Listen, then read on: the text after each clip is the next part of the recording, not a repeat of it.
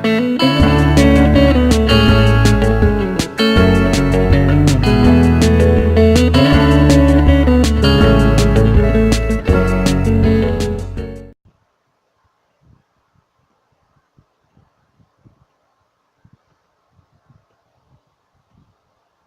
guys, welcome back to Play Villa Secrets, Chapter 13.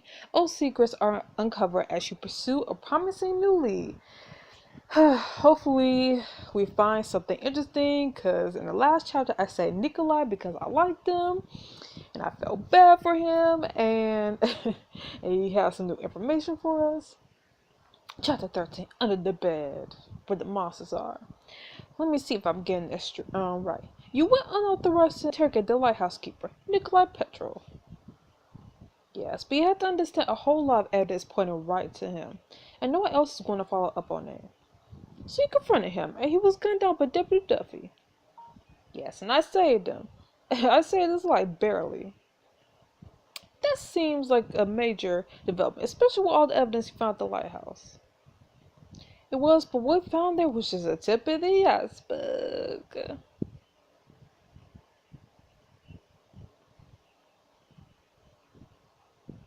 Phyllis Secrets. Ooh. Let's get it. Let's go.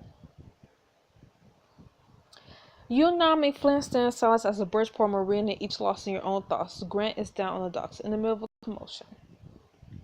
Behind you on the waterfront, sirens blend in with the cacophony of voices centered around a police boat. Duffy's there, trembling, as he should. Watching as EMTs load an unconscious Nikolai onto a stretcher. We saved his life. I wasn't about to let him die. God. You alright? I think so. I can't believe what just happened. You saved Nikolai's life. You should feel like a hero. I was running on pure instinct, and if he's the one who kidnapped Kate, if he killed Tanner and Bryce, then all I did was save a murderer. I don't believe that. You still did the right thing, Dakota. I know, it's just all so complicated. Seeing the guy shot right in front of you, of course you're shaken up. Grant comes running up. You look chipper. I know this might come off a little strange considering everything that's happened, but I have good news. Really? What? Duffy managed to collect some evidence from the crime scene, including this. Grant holds up a small plastic bag. Inside you see a tangle of shiny red. The octopus mask. Or why do I act like I knew what it was? Kate can remember her kidnapper's face, but she did remember a red octopus mask. I mean, it adds up, right? 2 plus 2 equals our killer. Heck yeah.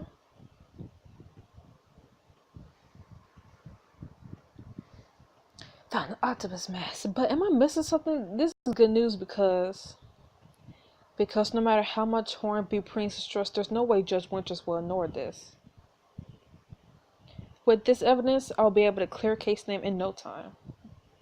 What about Wash? Won't he, I don't know, pull some crap to screw this up for us? Let him try. With all the evidence we have now, any jury will see that Nikolai killed the Sterling brothers, not Kate. You have a point there. What's wrong, Nami? You don't seem excited. I don't know, something about this just feels off to me. Be really honest, Dakota. Do you really believe? No, I really don't. Seriously? I'm sorry, but I feel like he wouldn't be the one. And when I can't shake the feeling that there's more to this story, yeah. Even if there is, we have to use this for Kate. But we're forgetting something important. The stuff Nikolai said up there about his past and all the things he did, and about something under the bed. And just before he passed out, he said still alive. I don't think he was talking about himself. So he has some secrets, so what? Here, Dakota, there's definitely more to Nikolai's story, but for now, the evidence pointed at him should be enough to get Kate out. I think we need to focus on that. The good news is, if there's more to his story, we got plenty of time to dig it up. It'll be months until he's well enough to stand trial. If you could really get Kate out on bail, Grant, you might be my new best friend. Don't celebrate just yet. We still have the actual hearing to get through. Luckily, I already called Judge Winters and she agreed to convene an emergency session tomorrow. That must have taken some serious convincing. It did, but it was worth it. Grant you the MVP. Wait, tomorrow as in like 6 hours from now? We should probably get some sleep, or at least, try to. Yeah, good luck with that. You glance down the marina in the direction of your B&B. The streets look dark, and you still feel skittish after everything that happened. It sure would be nice to have someone to walk with. Ooh. Ooh, and it's not Diamond Choice. Of course I'm calling Flynn over. Flynn, would you walk me home? My pleasure. You say goodnight to Naomi Grant and head down the streets with Flynn. The two of you stroll along the empty marina. The calm night air cool against your skin. The boats gently rocking the waves. Hey, here we are. We're walking the marina with Flynn and we're best of for half. So you make your way into the downtown section of Bridgeport. Hell of a day, huh? You can say that again. I still can't believe that all happened just one day. Have you ever seen someone get shot before? Once, a guy grabbed the guard's gun and tried to take some hostages. One of the guard tower snipers took him out. It wasn't pretty. I'm not sure I'll ever be able to forget it.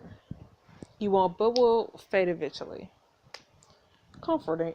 The two of you continue down the street in silence. The warm lights of the lamppost casting shadows on the cobbled sidewalk. You seem pretty sure Nikolai did it. Yeah, but if I'm being totally honest with myself, I might just want to believe that. It's easier having someone specific to be mad at. Besides, if I let myself believe he didn't do it, that case kidnapper is still out there. Squeeze Finn's shoulder. If that's true, we'll track him down too. He shakes his head, a smirk playing around the corner of his mouth. It's weird. I've never really been a glass half full kind of guy. But with you around, I don't know. Things just feel better. Like we conquer anything our way together. Thank you for that, Dakota. You can't imagine how much it means to me. I love you. You run a corner, soon you're just outside the entrance of the B&B. You linger there, a moment staring at each other's eyes. Can I kiss him? Yes! You lean in and kiss Flynn before you could think better of it. For a moment he seems surprised, but then he relaxes, kissing you back. The kiss is tender, sweet, and slow. Finally, reluctantly, you pull apart. Thank you, Flynn, for everything. Right back at you, Dakota. Oh, got our first kiss with Flynn? Wake up bright and early the next morning to get ready for Kate's emergency bell hearing.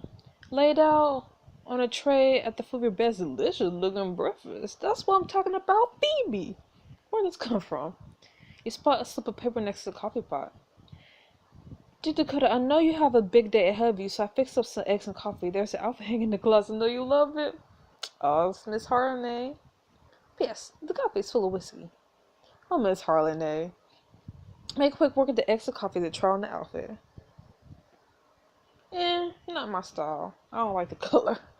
I love you, Miss Harley, but I'm sticking with my own clothes, as always. You've been wearing the same outfit for literally forever. Slip inside the courtroom just as the hearing is beginning. You spot Kate sit at the defense table next to Grant. You give her a little wave and she waves back. Hey, Dakota. Over here. Spotfly and Naomi sitting together. They said you'll see between them. You slide in gratefully. You look over at the other side of the courtroom. D.A. Hornby is sculling deeply. She watches the scene just behind him in the gallery. Beat red with rage. Yes! Yes! Okay, Emerson. What's good enough to bring us all here at 7 a.m.? Your Honor, in light of startling new evidence discovered last night, I'll ask you to reconsider your ruling on Kate O'Malley's belly.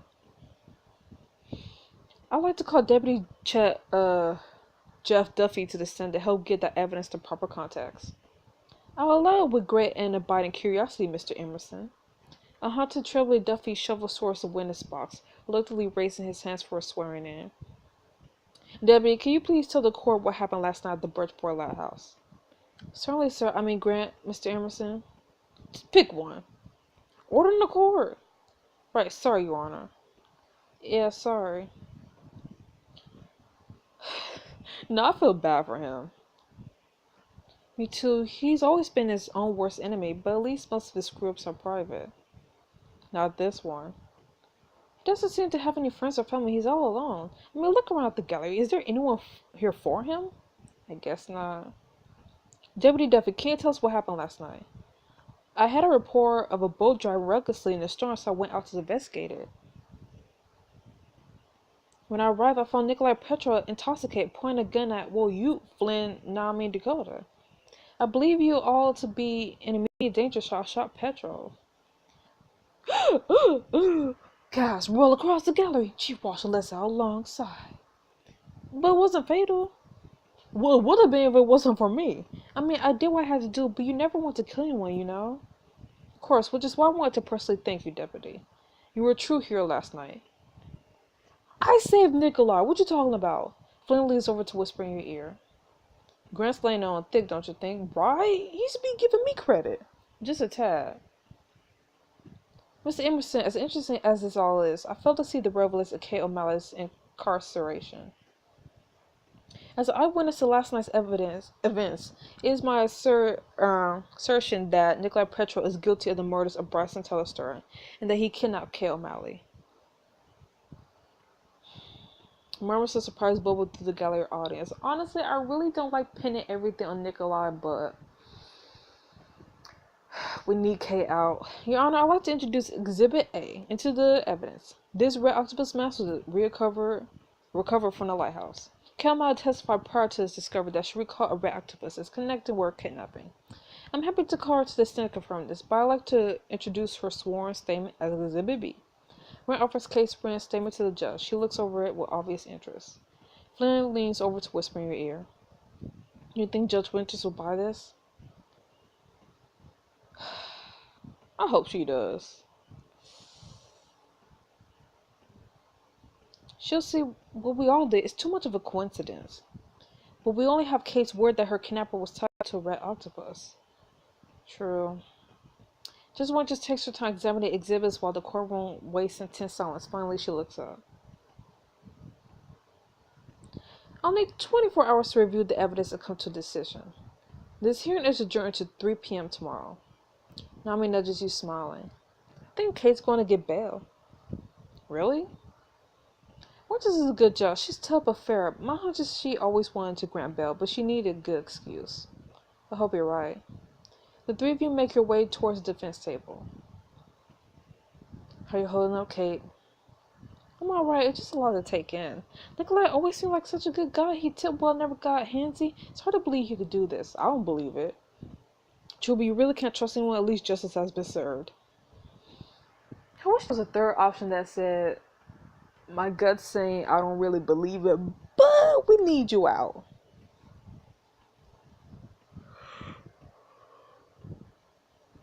Oh, that's not true. I trust you and Grant and Flynn, Naomi. You've all been here for me through this, and I'm incredibly grateful. But on the bright side, it looks like I might get bail after all. I can't wait to get back in my own apartment, to sleep in my own bed, and to pour myself one hell of a drink. But any luck will be buying you that drink before you know it. Kate says her goodbyes, hugging everyone before the bailiff leads her away. So I guess the only thing left to do is wait. It's going to be a long 24 hours.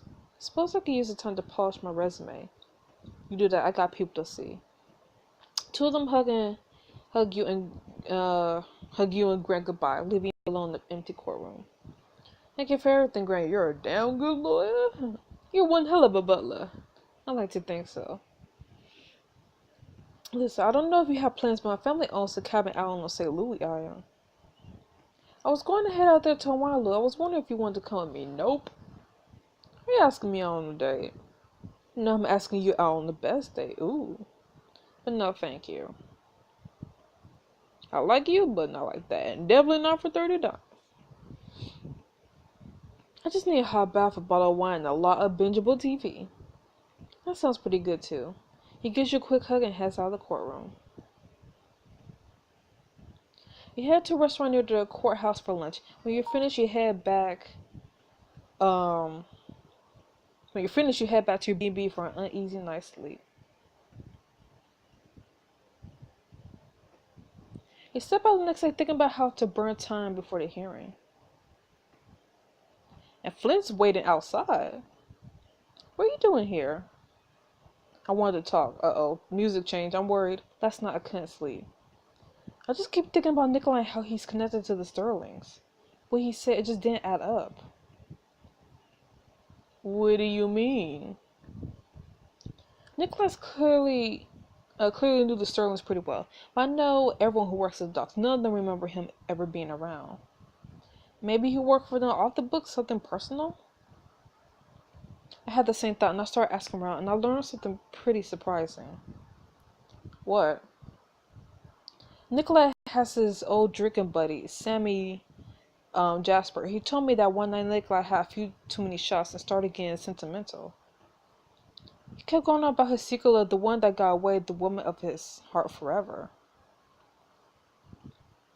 And eventually, Sammy worked the name out of him, Margaret Sterling. No way, they had an affair! Apparently, Sammy had some pretty choice things to say about it, too. But what does it all mean? Damn it, I know. It's like we have these puzzle pieces, but they just don't come together. Should we tell someone? Tell them what? That old drunk swears Nikolai had a fling with Margaret Sterling? So then, it does sound pretty flimsy when you put it that way. Still, we can't go do some sleuthing of our own. The memorial for Bryce Tanner is downtown today. The Sterlings will all be there, which means the manor will be empty. If there was something going on between Margaret and Nikolai, I bet we'll find proof there. You want to break into the house and snoop around on the word of, and I quote, an old drunk? What, you got something better to do? Honestly, no. You're a Saint Flynn, you know that? Kinda my brand. Flynn tossed you a helmet and the two of you climb into his morgue side. Before long, he rides down a dirt road, step into the woods behind Sterling Manor. Sure you down for this? Always. Honestly, for Kate, I'll do anything. If there's any chance that this might help her or even just help us understand what happened, I'm in. I hope you feel that way. But if the cops get called, you better let me take the fall. Let's cross that bridge when we come to it, Flynn. The two of you head towards a service entrance at the rear of their manor. You spot a young man smoking a cigarette. Is it? What's his face?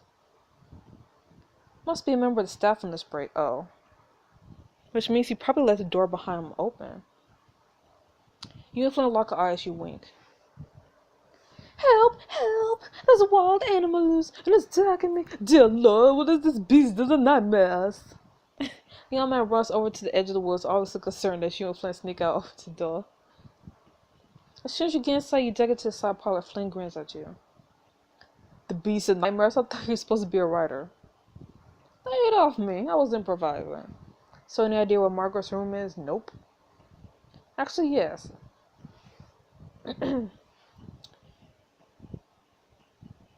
You retrace your steps from your early visit, stopping at a pair of heavy oak doors. I think I saw her come out of here. But just as you reach the entrance, the door at the end of the hallway swings open and the housekeeper walks out. Uh-oh. Hurry, hide. You hurl yourself to the room, Flynn right behind you. He bangs into you and the two of you tumble to the carpet floor with a quiet thump. Ow. Flynn lands, right on top of me. Okay. Space inches from yours, but neither of you dare to move, he whispers. Sorry. No, I like in this closeness. You remain still, listening to the footsteps in the hallway. After what feels like hours, you hear them pass by. They continue on down the hallway. You can get off me now. Right, sorry. Flynn rolls away and you two stand up. Immediately you realize you're in the wrong room. This place looks really masculine. And gross. Maybe this was Bryce's room. You and Flynn both say the name at the same time. Bryce? Bryce. Totally Bryce. Well, since we're here, we might as well look around, right? See if Bryce was hiding anything. Nope. We don't have much time, and I doubt Margaret stashed any evidence of a relationship with Nikolai in here. I mean, she probably did, but good point. You walk down to the far end of the hallway where you spot another pair of heavy double doors. This must be Margaret's room. You quickly slip aside. It's immediately clear that you're in the right place.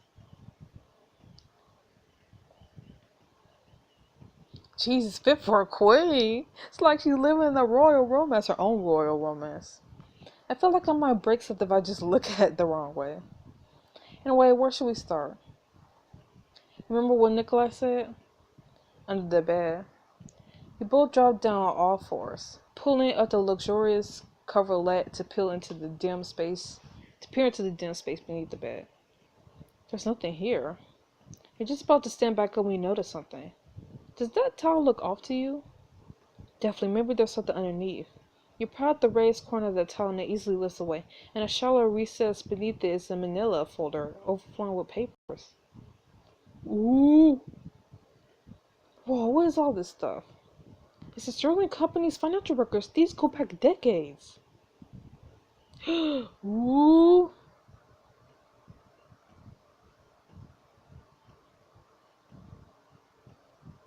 The two of you flip through the pages scanning the information. I'm no accountant, but the 1985 numbers look really bad. That's putting it lightly. The company was on the brink of bankruptcy. Indeed, and then 1986 rolls around and they're doing way better. How? You pull out a page of shipping records. A few are circled bright red, but the descriptions are in some kind of code. I'm not sure what that says, but all the shipments circled were from Russia. They're on this one sheet, but nowhere else in the official records. Wait, I think I might know what this means. I'm all ears. There's always been this rumor that back in the 80s and early 90s, a lot of drugs came through Bridgeport. I always figured it was just a lot of old-timers trying to make their lives sound more dramatic, but what if? Did Sterling say their family business by getting to a different kind of import? And if they were importing drugs, they need license to organize crime, someone to sell the supply. Nikolai. He was their middleman. That's how he knew them. Pull a container inspection report with the same identification number as one of the red circle shipments. The contents are listed as textiles, and at the bottom is... She watched his signature. He must have been in on it. He's not just their stooge. He's their partner in crime, of course. I knew it. It makes sense, doesn't it? That's why he's so invested in making sure no one goes digging into the Sterling's affairs. God, let her talk about the importance of their family, all the washed up righteous crap. It's all like the criminals, all of them. Wait, what's this? You pull out a letter written by hand in a feminine script. There's a kiss mark at the bottom, the lipstick long faded. Is that a love letter? I think so. Listen, it starts out, my darling Pierce. Yes, it wasn't for Margaret. I wrote it to tell you how much I love you, how much I yearn for, how much I hunger for your touch. Ooh. Definitely not Margaret. I know that soon you'll leave your... Wait. Maybe it was... Pierce. Nikolai had an affair with Pierce. And we can at last begin our life together. I had a feeling. Holy crap. It must have been a pretty serious affair. She thought he would lead the family. And there's a date, April 1993. Jesus, this entire family can't keep it in their hands. Wait, there's more. It is with a great excitement, but also fear that I tell you this news, my love. I'm pregnant. We're going to have a daughter. Holy Mother of God.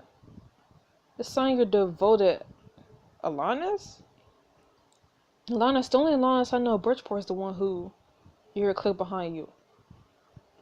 Don't ever say that name in here again. You spin around to find Margaret in the doorway, and she's aiming a shotgun at your head. Oh my goodness, what? I can't even wrap my mind around this.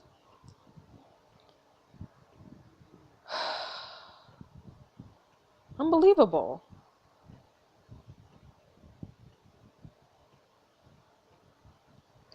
Wow.